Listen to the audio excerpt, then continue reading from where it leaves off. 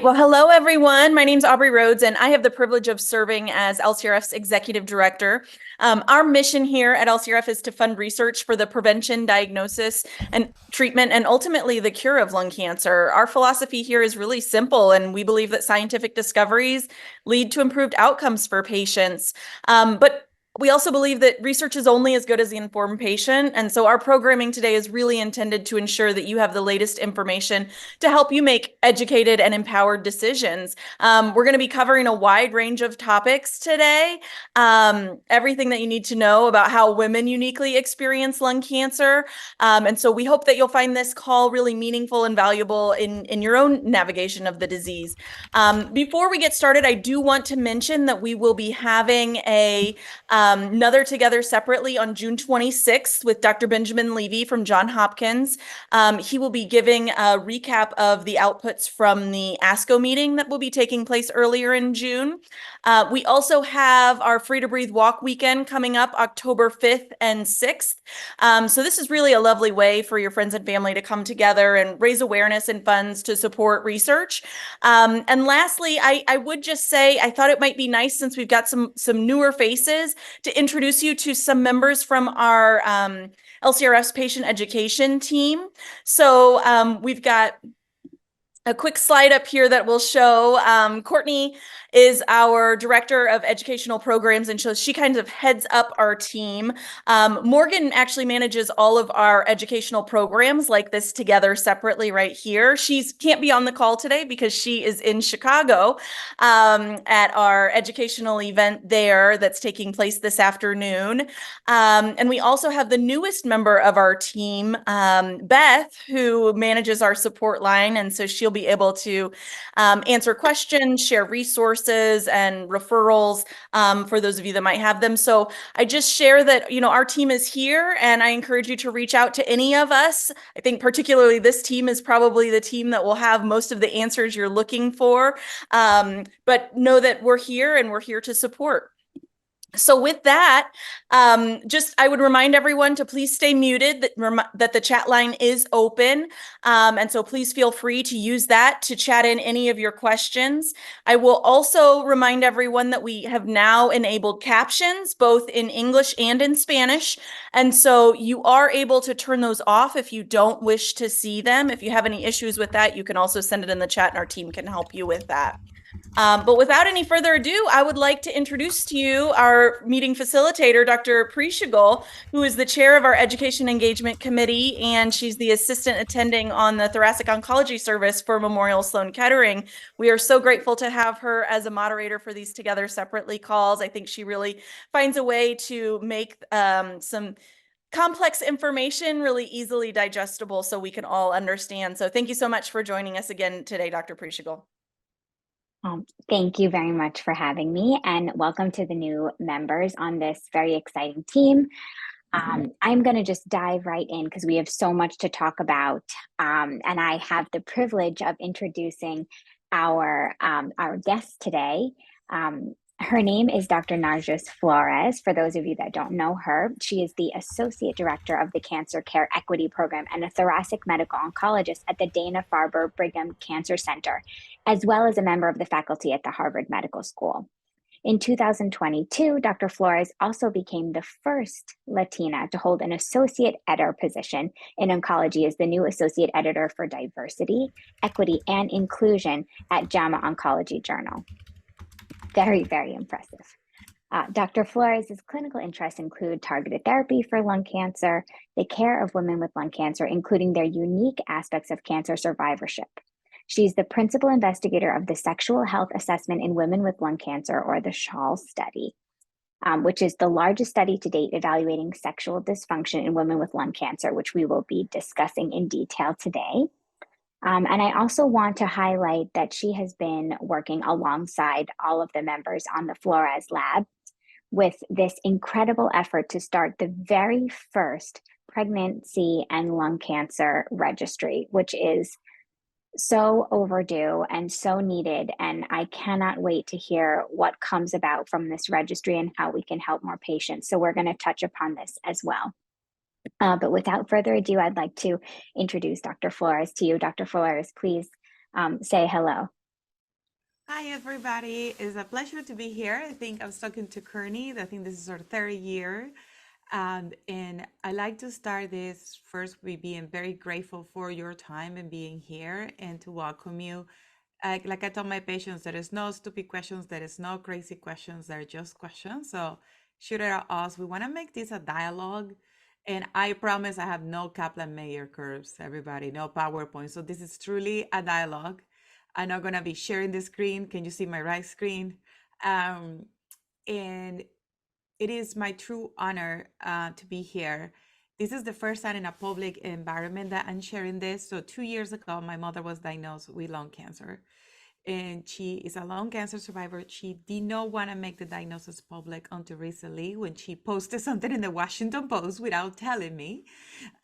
So for me, this is a matter that I kept to my heart very closely that I couldn't say. But this is a personal matter to me too. Lung cancer in women is not something that I study, but something I see every time.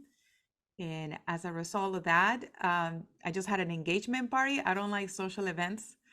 I like that, but I did it for my mom because he just finished choroidal radiation, and she's like, I don't know how I'm gonna look for the pictures in the wedding. So I'm here as a daughter and as a doctor, and I don't want to cry, Well, so not gonna do it. well, I appreciate you sharing that with us and being so vulnerable. It is uh, honestly not easy to open up about those things, and it is, certainly not easy to wear multiple hats in regards to being a cancer care provider and also a concerned daughter. So thank you for sharing that with us today. She's doing I'm sure okay. that good. That was my next question. Yeah, she was in the Patagonia, everybody, with one eye. Like she has vision in one eye in the Patagonia in December, so she's okay. Wow, incredible. Um, So I do want to give kind of a brief overview of what we're planning to talk about today, just so everyone can get an understanding of what the lay of the land will be, with the understanding that it's going to be really fluid between myself and Dr. Flores. And if questions come up in the chat, a conversation may kind of take a different trajectory. But basically, we're going to be giving a nice introduction about what are the general risk factors of lung cancer, especially in the female population, body image, a little bit about family dynamics, a little bit about financial toxicity, sexual health, all the matters that come along with that. And then, if time permits, we'll talk about complementary medicine at the end. So let's talk a little bit about lung cancer in women. As we know, over the past 20 years, the rates have really been actually decreasing in the male population and increasing in the female population. Can you talk to us a little bit about why you think this is? So the incidence of lung cancer in women continues to increase, particularly in younger women. So these are women less than 50. And as a whole, the incidence is also increasing in women globally. So this is not an issue only in the US. I have developed this large group of collaborations, and we're seeing more cases of lung cancer in women in Brazil, Mexico. These are where I have the statistics: Spain, France, Australia, India, China, and the United States and Canada. So more and more women are being affected by the disease. And I think there's many, many aspects. We still don't know why. We're trying to figure it out that at my lab. But when you remove the tobacco exposure, or when you reduce the amount of tobacco exposure, 2/3 of patients are women. And on top of that, when you look at the exclusion criteria for lung cancer clinical trials, the exclusion criteria tends to exclude mostly women, more women and women of color. So that's why a lot of women cannot be diagnosed on time. So in a healthcare system that continues to unfortunately ignore women, we are seeing an incidence of a very dangerous and fatal disease like is lung cancer. And that's something that we see. The incidence is increasing, survival is much better. We know that, but it could be better. I can tell you it could be better. As a daughter, it could be better. Um, there is no good or bad mutations. They all suck. Like I have to say, like I hate when somebody says, "Oh, you have no, it sucks. You have lung cancer. All the mutations are bad. Doesn't matter which one you have." But we do know that some mutations are more prevalent in women, particularly EGFR, which is 13% all non-squamous. So there's something in the gene. There's something in this type of lung cancer that's unique to women. And in some parts in Peru and Asia, 50% of the lung cancer in women are EGFR. So we know it's a disease of women. We also see higher prevalence of certain KRAS mutations in women as well, particularly KRAS D and B, D as in David, B as in Victory. So there's something unique to the biology being women that increases our risk for this. We require less amount of cigarettes to develop lung cancer, and in some patients, no cigarettes at all compared to men. That was a very long answer, but I wanted to encompass the difference with diagnosis and subgroups of mutations. Well, I think you hit on a lot of different things and a lot of issues that we're seeing. And I think, going back 20 years, we didn't really even think about anything along these lines, right? And now that we're noticing the incidence is increasing, I think it's probably likely to increase for the reasons that you mentioned, and also because we're increasing the awareness. So now we're looking. But are there certain risk factors that you think women may have that might put them in this position? And is there anything they could do to decrease those risk factors? So risk factors, there is one thing I always like to say, there is no way to prevent fully a disease, particularly in lung cancer. There is risk reduction. I think prevention is very hard to say because I have patients that had done, like they told me, everything right, and then they had the disease, right? I have patients that are vegan, yoga instructors, Olympians, that when I compare my lifestyle to them, it's so unfair because you follow what all doctors have told you, right? To exercise, eat healthy, sleep well, don't use certain substances, and it still happened to you. So for risk reduction, I think something for women that's very unique in low to middle income countries is indoor pollution. So that's very unique to the gender roles of women because women are responsible for the majority of the cooking globally. Doesn't matter where you are, doesn't matter what your partner is, women unfortunately have the societal pressure that you have to do most of the cooking. So for women in low to middle income countries, there's a lot of wood burning stoves. My mom used to use wood burning stoves in the Dominican Republic. So it's not something that's seen in Africa. It happens very often. It happens in parts of the United States in which people still use wood burning stoves. And how many people in the pandemic started smoking meats? That was a thing in Instagram. Everybody was smoking something. It's like, hope you're smoking it outside. So indoor pollution is a very common risk factor that can be reduced. And we're doing a campaign in Africa right now in which we're asking the women, you don't have the funds to get a gas stove, right? It's impossible. Let's just take the wood burning outside. So we take it outside of the house so the children and the women doesn't get as much exposed to it. Another risk factor is radon. And radon is controversial because the cutoff of radon in the United States and Europe is different. But we know radon is a very unique factor for patients that have no previous tobacco use. And something that is clear is that women in the Midwest, for example, spend way more time indoors and more time in indoors. And I used to live in Rochester, Minnesota. I know how much time we spend indoors because it's so cold. So one risk reduction is to make sure we measure our radon levels at least every 3 to 5 years. I just got my mother-in-law to measure her radon levels. She bought the house when my fiance was 3 years old. They haven't checked the radon since then. My fiance is 40 years old. So we need to remember that there's a continuous check. It's not like we bought the house, we don't check radon anymore. And for the people that are renting, this is very unique. Renting, they cannot own property because housing instability is such a reality right now. You can ask your landlord if that's possible. I have a few of my women ask, and that was okay. Another risk factor that's very common in women, I have a cohort of women that are breast cancer survivors, and they have axillary radiation. So the axillary radiation increases the risk of lung cancer. So I have a good chunk of these patients that we are supported in treating very different type of lung cancer, very aggressive type of lung cancer. Another thing also unique to women is secondhand smoke. And this goes again for the gender roles, right? A lot of women back in the day and still now work in the service industry more than men. We always talk about my flight attendants, right, Isabel?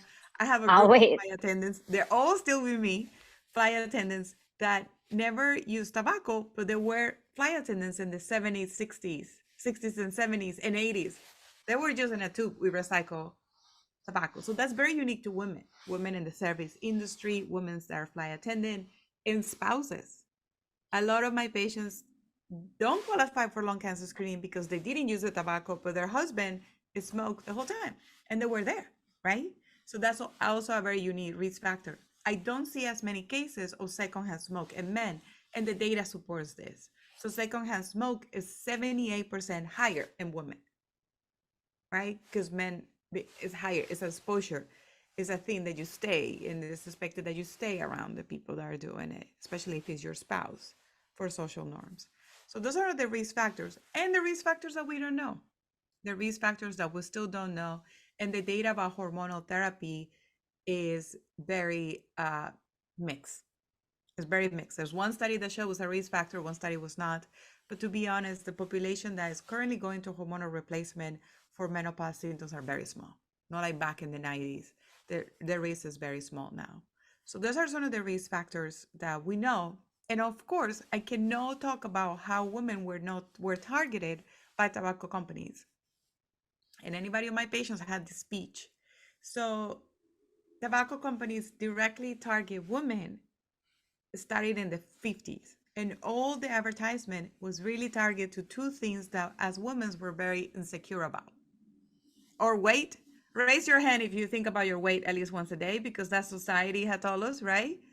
I have to tell you, my uncle has a big belly, and I don't think he's worried about not seeing his belt for the last 20 years, but I'm worried when I see myself in the mirror. So one thing that we're very insecure is about our weight, and second, our role in society as we join the workforce, right? Every day I get confused by a different role. So those two things were used against women by tobacco companies to target their product. So Google and go see all these promotional materials that is, if you want to remain slim, have one of this. Do you want to lose? There's literally a commercial that says if you want to lose a few pounds before your wedding, you should start using tobacco now. And thank God I screenshot all of them. I think that is slowly disappearing. And so that's one of the risk factors. Many unique to women, many of them were target to women. I mean, I think you hit the nail on the head, and I think a lot of these things are things that maybe we didn't think about, but actually just were part of our life. And but like the radon thing, I think that's low hanging fruit. We can easily ask, figure out a radon level or talk to our landlord. Removing ourselves from secondhand smoke, cooking outside if you have a wood burning stove. These are things that we can change, and we can make changes now if they're part of your daily life. In regards to a question in the chat, there was something about are there specific cooking oils? I don't know if we can really comment on that necessarily. So we do know that oils that reuse and reuse have more incomplete combustion and produce higher smoke or biomass. So this is particularly for women that work in the service industry, in which they're fryers that have oil that continues to be used. So that oil has a more incomplete heating. And as the product remains, the food remains in the oil, it takes higher temperature to higher the oil, so there's higher smoke. So oils that are reused are a higher risk. I know this because I have a chef and she asked me. So I went into this research journey to find out about the oils. Yes. And more refined the oils, the more dangerous they are, and the longer they cook, the more biomass exposure. Okay, so gotcha. That's helpful to know. So in regards to body image, which I think is something that we don't have enough time, unfortunately, to talk about, and we don't even have enough time in this hour to talk about it. But we think about body image with breast cancer all the time because everything gets pink, right? The pink flooding of everything. The George Washington Bridge turns pink. Like October's Breast Cancer Awareness Month, and we're so constantly aware of that. But in lung cancer, like body image gets affected, and it gets affected big time. And I really want to hear what your thoughts are about this and how it relates to the female population and in general. One of the things that we're doing at the Florez lab is we are stopping the invalidation of women. And how do we start that? To understanding the side effects have a lot of emotional content. And I can tell you, every time I have a new patient that says that somebody told her, oh yeah, you're just gonna lose your hair. Let's define that. Let's start with hair. Let's talk about hair. Hair defines our day. How many of you have a good hair day? That's what the phrase came out, right? I have a good hair day today. So my day gets affected by that, right? When you have a bad hair day, you're like, oh, it's a bad hair day, right? So that's such an important part of identity. So we need to come inwards and understand that. And by the way, Annie Kagaro, I love your blue and red hair in your picture. That's part of her identity. That's part of our identity. So invalidating women about, oh, she's worried about her hair loss. That's part of our identity. That's part of who we are. And it's not only about losing the hair, it's about the effects of treatments and hair as a whole, right? Hair as a whole. So there are many things we can do. I'm the one that uses the cooling cap for my patients. It's something that they use in breast cancer all the time. Why are we not using it in lung cancer? So women with lung cancer cannot keep their hair? Is less important? So I use the cooling cap, and I know it's down for a fight. So, sorry, the Latina coming out. It's like, well, she needs to go to the breast cancer floor. Well, that floor is only 3 floors down, and good, thank God we have an elevator.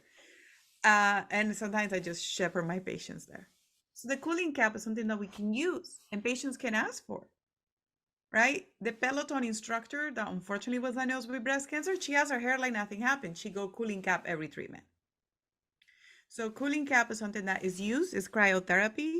It can be uncomfortable. So I told my women, it's uncomfortable, it's tight. We try it, you don't like it, we throw it away, but at least we try it. Also, when you talk about hair, you need to talk about prosthesis or wigs before they need them. And we schedule those appointments before they need them. And we have appointments that they can fit the wig. And we also need to understand that good wigs are expensive, right? Let's all be very honest. They're expensive. Good wigs are expensive.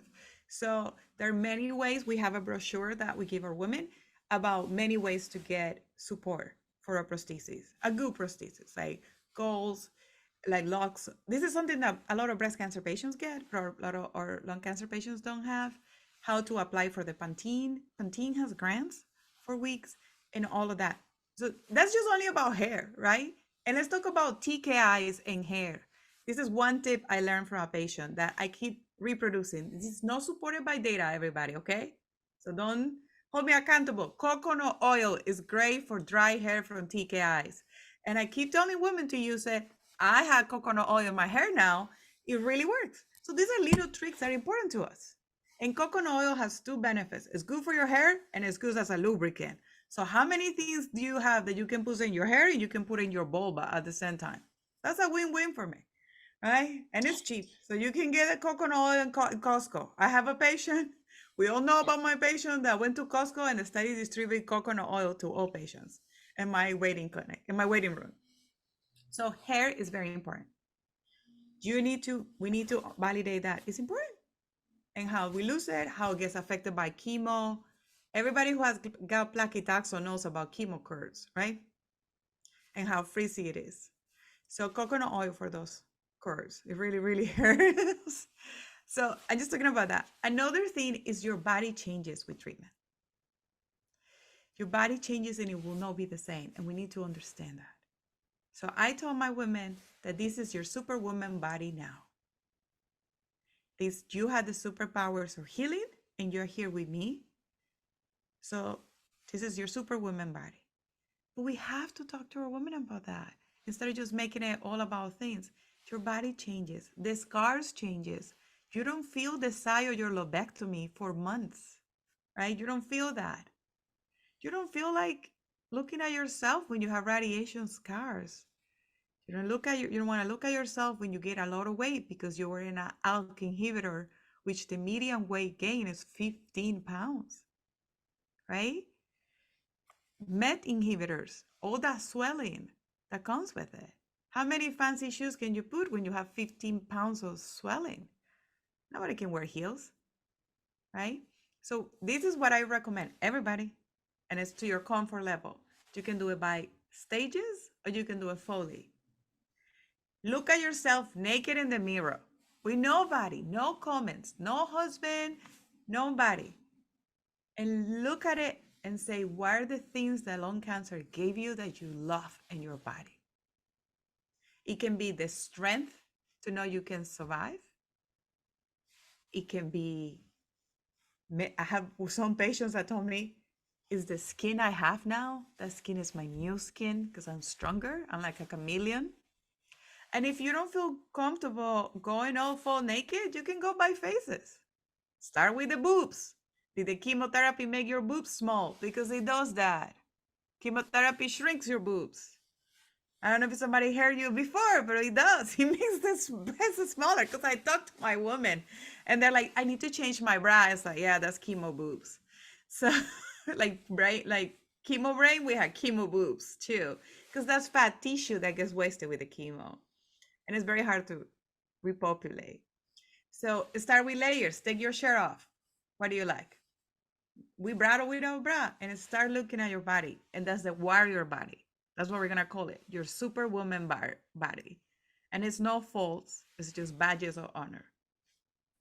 That's my two takes on body. I know I got a little editorial there, but we're told so many times we have to hate ourselves. And everybody here is such a strong woman that we need to start looking ourselves in the mirror and say, girl, I got it and I'm on fire. I think that was beautiful. And I love the support that you give your patients and the empowerment that you give your patients, and you try to help them find it. That's a beautiful thing, and I admire you for doing that.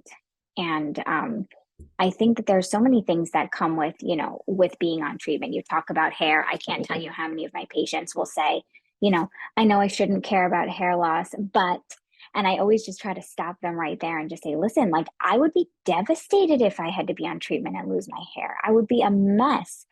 Don't even, you know what I mean? Like, I try to stop them right there, but I think, I think there's lots of things that we can do, and introducing the concept of it early is important. Like, try on a hair prosthesis first. Try it on before you lose your hair. Try to incorporate a scarf or a hat into your day-to-day so that your family can recognize you, right? Like, it's hard enough to look at yourself in the mirror and say, like, this is me and I don't have my hair, or my hair's thinning, or I now have a facial rash, or whatever it may be. But you have, your grandkids running around and being like, Grandma, why don't you have your hair anymore? Or Mommy, why do you have a rash? Or, those things. Like, so, involving your family in these changes and letting them know about them so that everyone can anticipate them, I try to teach my patients about as well. But I think obviously another thing outside of body image that's tied very closely to body image is sexual health as well, which is something that I know that is very near and dear to you. You have the shawl study. Do you think you could talk a little bit about that and what you're finding? Yes. So sexuality in women has been as taboo as human history. Many reasons have shut down sexuality for women, but it's time for the vulvas, like I say. As you know, in the Super Bowl, there's commercials about Viagra. There is no commercials about lubricant. So sexuality is part of who we are, but sexuality comes in different forms. So before we start talking about the show study, we need to talk about the forms of sexuality and intimacy. Not all sexuality includes vaginal intercourse. Sexuality can include self-stimulation or masturbation. This is the moment when you mute if you have a kid around, like my Peloton instructor says. Self-stimulation or masturbation with fingers, toys, anal sex, cuddling, oral sex, kissing, all of that is sexuality and intimacy. And when we talk about sexuality, it's not only about your partner's concern. It starts with you. It starts with your patients. It starts with yourselves. About, again, the superwoman body, because women's sexuality is 80% in the brain, right? So feeling comfortable with the body image, we just talk about it, is a good place to start. And understanding that you can sometimes want to be sexually active and sometimes you don't want to. And that doesn't mean you're broken. It just means it's not for you at that time.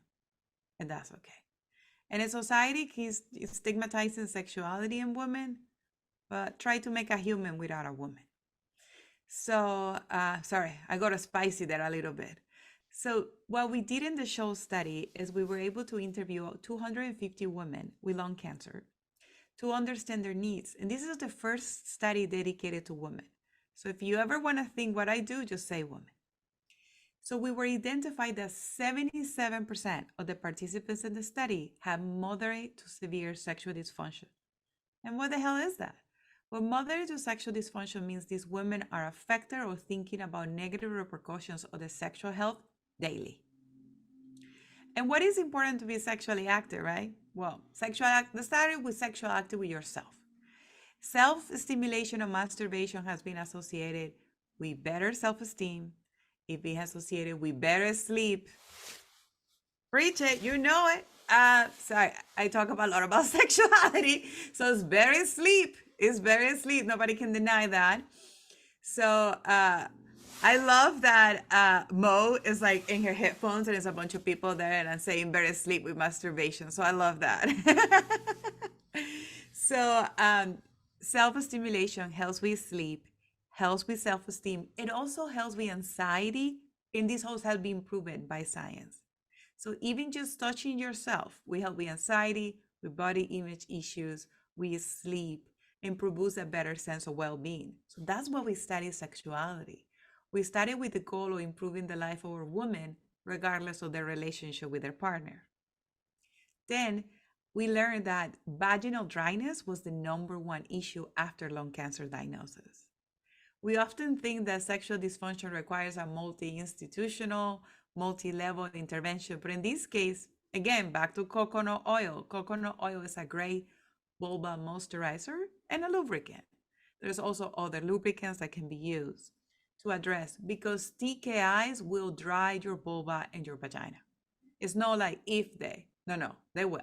So understanding that certain little solutions can help to avoid painful intercourse are good. I have a bowl above of my clinics full of lubricant to just open the conversation. And I have to say, recently I saw one of my colleagues looking like he wasn't looking, and he put a little bit of the lubricant in his suit jacket, and it's like, oh, goal achieved. So it's literally, he saw I was seeing, so I pretend to look away. But the point is that we're normalizing it. So we saw vaginal dryness, and another thing that we saw commonly was mood, how mood negatively affected sexuality. And I think a lot of women feel like it's a responsibility to be sexually active with their partner. That's what we start with, being sexually active with yourself and feeling comfortable and playing with it. Because this is your new superwoman body, right? So what do the new superwoman body likes? If the sensation in the nipples is affected by your lung surgery, what else can we get stimulated, right? We need to also normalize watching movies that will stimulate you. Why not? Right? Don't you watch a cooking show and you're like, I'm gonna make that recipe tomorrow. You can use the same about sexuality. Normalizing it. It's normal. We all have, how we all came here. Some of you may have been in vitro, but the majority of us came the old way, right? And if you came by the Holy Spirit, that's also good. But the majority of us came the old way. Sorry, I have all the answers because I tell my ladies and they're like, oh, Dios mío. I'm like, okay, good. And this is not only to women, men too. You know, we do have more tools for men when it comes to impotence, but it's a combination and a conversation. And we also realize that shortness of breath is a big issue.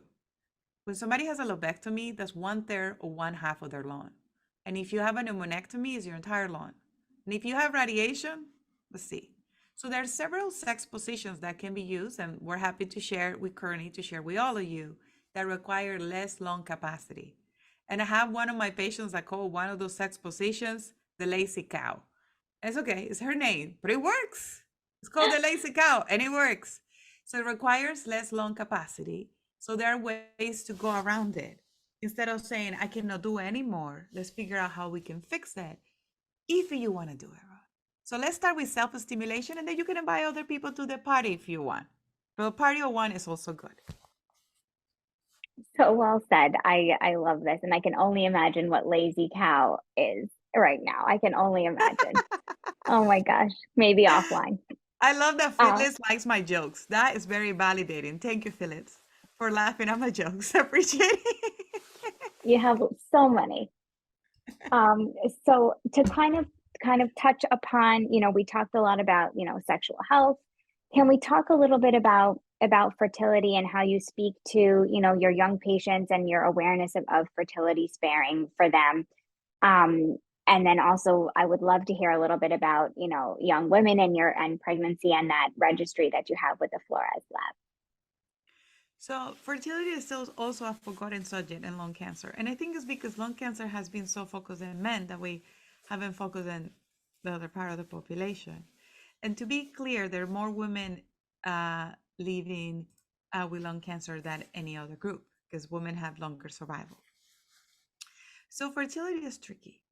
And I'm coming from a place in which we have to make a very hard decision this week to start one of my young patients in chemo yesterday.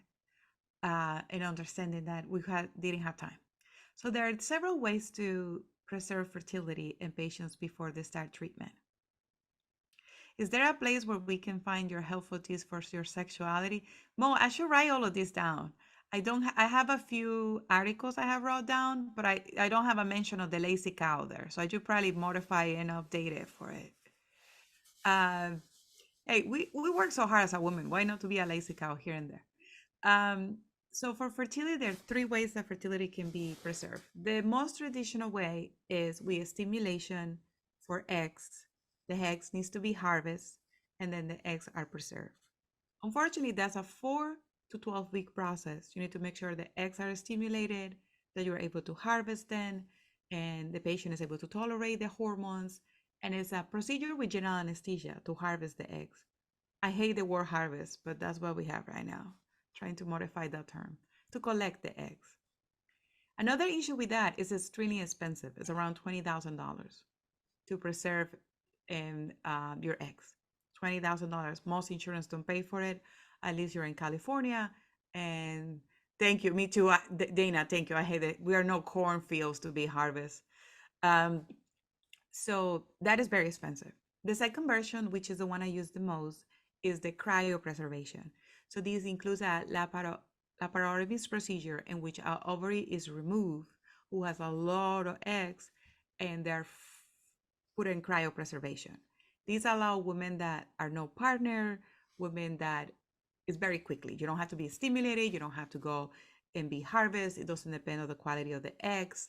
It's able to be cryopreserved. But you also, like my patients say, you have to pay rent for that ovary too. So it's also expensive. It's cheaper than the first one, but it's around $10,000. And the third version, which is the version that I have to make a decision this week to do with my patient, is the Lupron shot. So the Lupron shot avoids the eggs for dividing. Every month our eggs divide, and that's how we ovulate it. And then eventually, if it doesn't get fertilized, we get our period. Eggs that are dividing are more sensitive to chemo. Any cell that is dividing, that's why we lose our hair, that's why the nails get affected, because those cells are always divided. So for that case, we do a Lupron shot, 37.5 milligrams every 28 days to kind of hold those eggs for dividing. The data in lung cancer is very iffy. I think I'm the one who's gonna come with the series because it hasn't been an option for many women. But that's an option that can be used in patients that need to start treatment quickly. And we often forget about it. So if you need to start chemo quickly, you need to start targeted therapy quickly, the patients can get a Lupron shot. It's a shot every 28 days. So those are the 3 forms of fertility preservation. There are other forms of becoming a mother too, which is adoption and surrogacy. But surrogacy prices are prohibited for most people. It's very, very hard. Rupali is mentioning that she's in birth control. Can you take birth control? In theory, yes. But the problem with birth control depends on the type of birth control you are, the hormonal subtype. Progesterone ones are preferred compared to estrogen ones because estrogen increases the chances of clots. So progesterone continuous birth control is the preferred method. So the Depo-Provera, the Implanon are preferred because the progesterone birth control makes your brain, your body believe that you're pregnant. So it doesn't put another egg to division. And I have to be very clear. I didn't have none of this training during fellowship. None of it. I have one presentation in 3 years then mention it for lymphoma patients, and I have to learn all of this. So a lot of doctors had no training on this, and that's why we're here to provide support and help. So progesterone can help with this, but it's not ideal. We prefer the Lupron because there's more data. But yeah, as mentioned by Rupali, progesterone, something that will prevent the eggs for dividing, is a good choice for fertility. I think that's the summary overall about fertility. And that TKIs, let's talk about TKIs very quick. There is no data about the effects of TKIs and fertility. None. Not even animal models. So I'm conducting the first study ever to evaluate the effects of these TKIs and immunotherapy and fertility. It's called the Finch study and the Target Finch. We're the first people. Immunotherapy or immune checkpoint inhibitors, Keytruda, all of these are the same drugs, was only a study in non sexually immature baboons. So they were not sexually immature, and then they make them pregnant. And we saw low birth weight already on that, higher levels of miscarriage and higher complications in the patients that had the immunotherapy. But for the TKIs, the chemo pills, no data whatsoever. We don't know. So these women should be protected because we don't know if the fetus will have congenital abnormalities that we know. I do have patients that are pregnant that have been treated with TKIs, but that's very, very different, very, very narrow at this point. So no data on the effects of these drugs and fertility. Chemotherapy we know is bad for fertility, period. But these data, the data is not there. So preservation is always the way to go when in doubt about this. And people should use contraception because I have been in the situation in which my young women had got pregnant. And then it's a very hard decision. It's very hard for patients.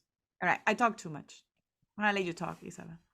No, it's perfect. I appreciate how knowledgeable you are in this space, and hearing these tidbits about how you speak to your patients and things that you include in your clinic are just, ideas are popping off in my head about how I can try to, also kind of piggyback off these ideas and incorporate them, and obviously give you credit for everything.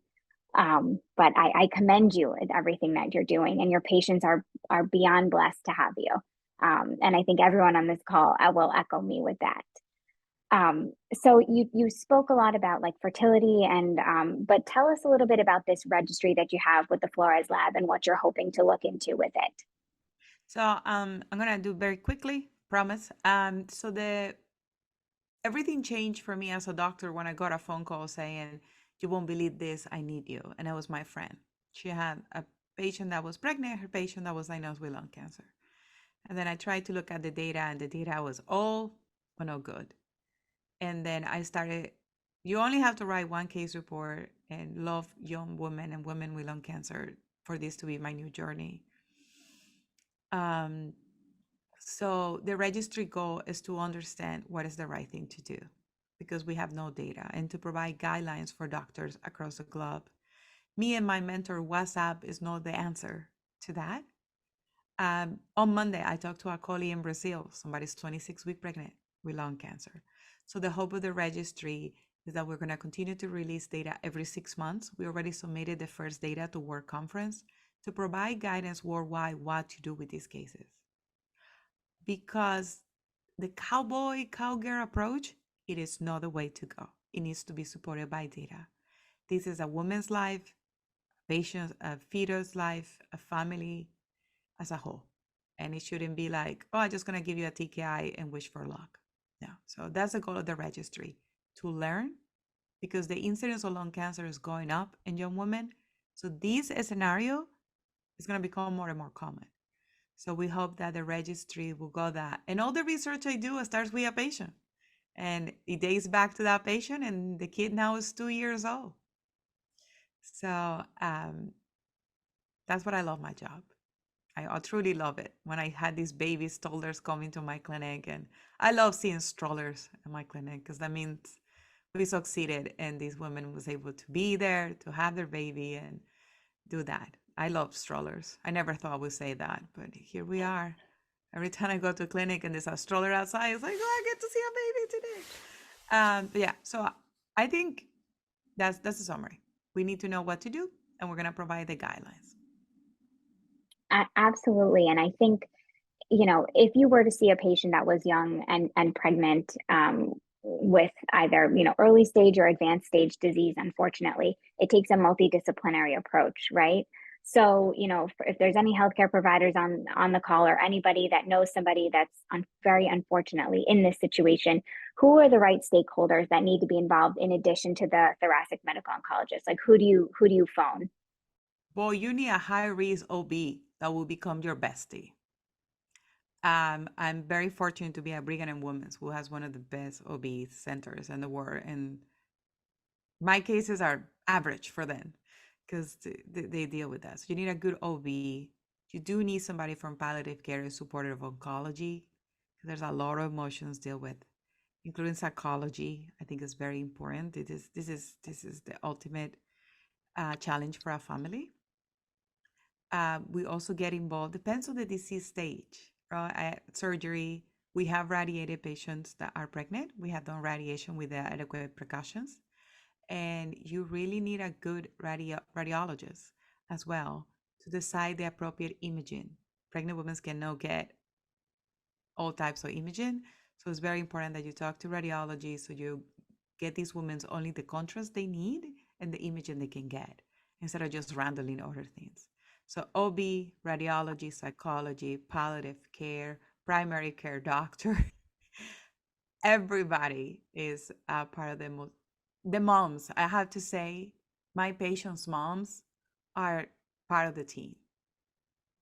Like the pregnant patients' moms are the real OGs. They are the real stars because they are as important as all the people I just mentioned. Yeah, and you talked about patient's mom. And I think family dynamic is something that's so essential here, right? I worry and I tell my patients, my patients are always like, I'm really sorry, I brought like 10 family members here. You're probably like so crammed in this room and overwhelmed and you have 1,000 questions. And I tell them, I'm like, no, I'm happy when you come with 10,000 family members and friends, because it means you have a village and it means you have support. And I worry, I go at home and I worry about those patients that come alone, right? Yeah. I'm sure you do too. And for the people listening with technology, because with COVID, we still have 2 people per patient restriction. I ask my patients, you can record, and now you can use one of those AI apps. One is called Otter AI. So you can record your visit with permission, and you can put it in the Otter AI and transcribe it, and you can send it as an email to your family members. So you don't have to spend the entire afternoon talking to them to explain it. We started using that with some of our patients. Um, this is not Dana-Farber policy or anything. This is just me probably breaking a million rules, but it is important. It's important because it's energy consuming to talk to 17 people to explain again that your scans were not good. It's like reviving Morgan the just put it in the experience. chat. Perfect. Yeah, thank Thank you. you. It's like revive like your experience over and over again. You call your mom, then you call your husband, and then you call everybody, and every time it's a lot of trauma. So I think recording it and transcribing it, because women have so many jobs. And you know what I have heard? This may sound crazy. That my women are sick. I call my patients my ladies. My ladies are sick. And then they get questions from their families like, so what are you gonna do? She's like, I don't know. I was just told that, it's like you have the problem and you have to find the solution. So that could be very helpful. All right. Hi, Rosemary. Love your ribbon. Okay, I'm gonna shut up so we maybe have time for questions, maybe. Yes, we have 8 minutes left. I was thinking about moving on to financial toxicity to kind of hear what your thoughts are about that, because that's something that, we certainly don't address nearly enough. I mean, we have these programs that can help offload the cost, but I think we don't even understand the toxicity that patients have. And it's not only, paying for the drug if they're on this TKI and they're not able to get on, like like for some reason, like AZ and me or something to help with osimertinib, they don't qualify. We don't even think about, the tolls that they have to pay to come into the city to see us, the parking, stay in a hotel. You don't live near a big academic center. You're shuttling back and forth, 3-hour drive here and there, gas. Like, let's talk a little bit about financial toxicity and how you address that in your clinic. So financial toxicity affects women more than men, period, because we make less money to the dollar, period. We make an average 21 to 33 cents less to the dollar. So when we talk about financial toxicity, we already start with a deficit because we don't make the same amount of money, even if you have the same job. And you think, oh, maybe it doesn't affect doctors. No, it does. This is my other side of work. Women physicians make $100,000 less than men in average, regardless of the same training and same everything. So this is only to doctors, but applies to everybody. So women are more affected by financial toxicity. Second, we also have more expenses because of the societal roles that we have, right? You're expected to look certain way, to dress certain way. My father has worn one of his suits for the last 12 years. Same suit, he just changed the shirt. For me, I need to take care of my hair, need to wear makeup. That's expensive, right? So women are expected to have this role in society that is more expensive. We make less money, right? When the pandemic started, I don't use a lot of makeup. I remember, do you remember this? Isabel? I put it on Twitter. Somebody said, oh, are we giving up? No more makeup anymore? And I lost it. I was like, well, the 5 men in this call are not wearing makeup. So are you also giving up? But the point is expensive. You go to Sephora and you never leave with a tab less than $25. And you can buy like a pencil or something. I don't go to Sephora. Right? It's expensive to be a woman. It's so It is. expensive. My fiance washes his body with the same thing he uses for his hair. It's like 4 in 1. Sorry, Mo is trying to work out and she's laughing. But we have the standards that we have to have something for the hair, something for the face, something for the body, something. It's expensive. It's very expensive. And any female product, you shrink it and pink it and it's twice as much. All right, I can dog on that. But for women and financial toxicity, one of the things I ask my women is to be very honest with me and tell me how it is.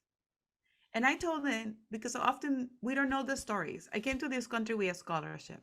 I used to do my grocery shopping in Dollar Tree for the first 4 years in this country. I have a scholarship, was an immigrant, I didn't have any family here. So I come from that place, so they know I know the doctor in the ivory tower that has everything. I know, I came to this country with little. So they feel comfortable. You open the door to talk about money. Because that sexuality is taboo, money is worse. I think people are more challenging about that. So I share with them, it's like, hey, I'm here in Dana-Farber, but I just changed my car because the mechanic told me to change it. It's an immigrant mindset. I literally had my engagement party and I gave everybody cheese because nothing was going to get wasted. So open it up to the realities of what it is. I'm financially responsible with my mom that's sick, right? So opening it up to talk about it because there are a lot of resources that go underutilized. There's a lot of resources that go underutilized. A lot of patients don't know about Lyft Cancer Rise and Uber Cancer Rise. You can email Uber, you can email Lyft, and they will provide free rides to your treatment for a limited amount of time, but they do that. So that's something that we talk about. Talk about vouchers. A lot of my women don't ask about vouchers. There are vouchers for many things in the cancer centers and parking validation. I ask all my women, like, don't forget to validate your parking every single time. I should put it in like a door in my room because a lot of people feel like they have cancer and they're treated and that's the price they have to pay, right? Financial toxicity is such a reality. I have clinic in Brookline and Chestnut Hill. Brookline is a fancy big building. Parking is $40. Chestnut Hill is free. I had 14 patients in clinic yesterday at Chestnut Hill. And people will not go to Brookline, the fancy building with the piano in the lobby, because you have to pay parking. So financial toxicity is that embedded that we affect where patients are going. Parking versus not free parking. And that's what I have 2 clinics in the other spot because it's free parking. So talking about all these vouchers, understanding that also financial toxicity goes like this.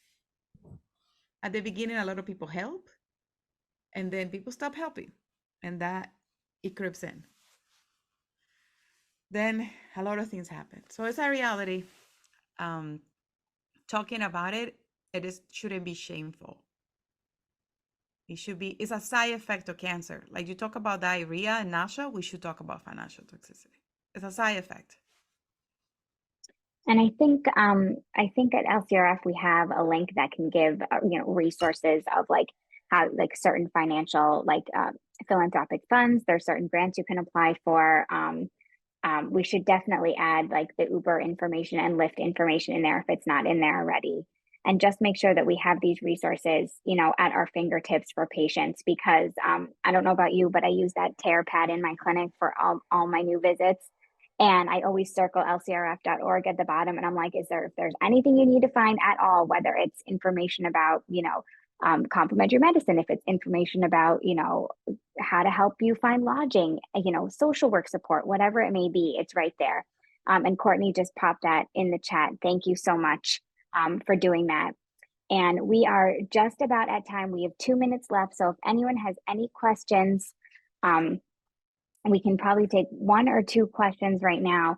Otherwise, I am going to give you back 2 minutes and let Dr. Florez leave us with any closing remarks that she may have. Well, we have a question about how to retire early to medical issues from Mo. I think that's very important.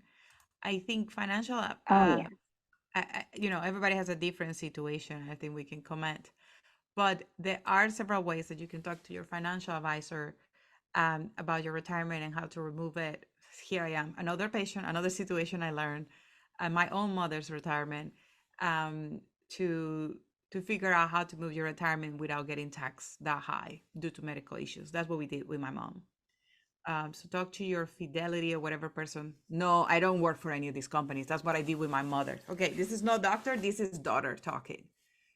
She needed to retire early. You cannot do a job when you only can see from one eye. She is a retired judge. So she's my second mom. So we work with her financial advisor and her company to work with that. So there are ways around. Every case is very different, but I went through that with my mom, with my second mom that has lung cancer. So there is ways around. Mo, ask, because if you don't ask, they won't tell you. You have to ask and push for it. Yes, and there may be a financial department actually at the institution where you're getting treated that you may not even be aware of, that you can have ask your doctor, ask the social worker there to link you up. And if not, then reach out to LCRF, because we have resources that are in abundance here, and you should not be shy and think of LCRF as your family as well. And Phyllis just put something in the chat. I don't know if she left, about the lack of social workers in her area. We send you something, Courtney, to send it to her. Yes. Okay. Well, I thank you, Dr. Flores, for joining us today and being so candid and light and funny and bringing humor and empathy and sharing your own story and just taking us on this emotional roller coaster. We can all relate to you. Every woman on this earth can relate to you. And I appreciate you being so approachable and sharing your wealth of knowledge with everyone here today. Thank you, thank you, thank you.